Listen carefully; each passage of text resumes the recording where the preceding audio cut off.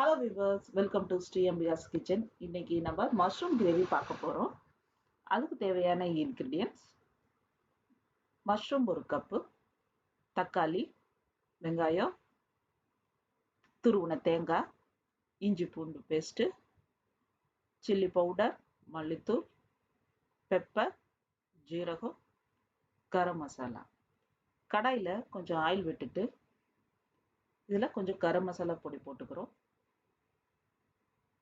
அப்புறம் 1 கப் ஆனியனை போட்டுக்கிறோம். ஆனியனை நல்லா ஃப்ரை பண்ணணும்.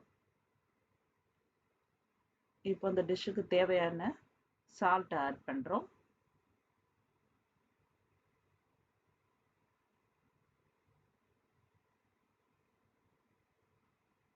இப்போ இஞ்சி பூண்டு பேஸ்ட்டு போட்டு வாசம் போகிற வரைக்கும் நல்லா ஃப்ரை பண்ணணும். இப்போ சில்லி பவுடர், மல்லித்தூள், 1/2 ஸ்பூன் பெப்பர், 1/2 ஸ்பூன் ஜீரகம் எல்லாத்தையும் போட்டு நல்லா கலந்து விட்டுக்கணும். இப்போ 1 கப் தக்காளியை இதில் போட்டு அதையும் நல்லா கலந்து விட்டுக்கிறோம். இதெல்லாம் கலந்தோடனே நம்ம நல்லா வாஷ் பண்ணி வச்ச மஷ்ரூமை சேர்க்குறோம். இதையும் நல்லா கலந்து விட்டுக்கிறோம். தண்ணி எதுவும் சேர்க்க வேணாம். நம்ம ஸ்டவ்வை சிம்மில் வச்சுக்கலாம். ஒரு 10 நிமிஷம் மூடி வச்சுக்கணும்.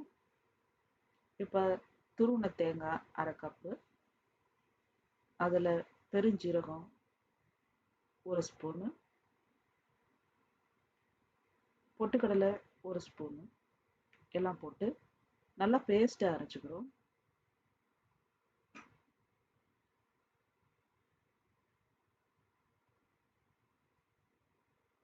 இப்போ இந்த மாதிரி வந்தோடனே நம்ம அரைச்சி வச்ச தேங்காவை இதில் சேர்த்துக்கிறோம்.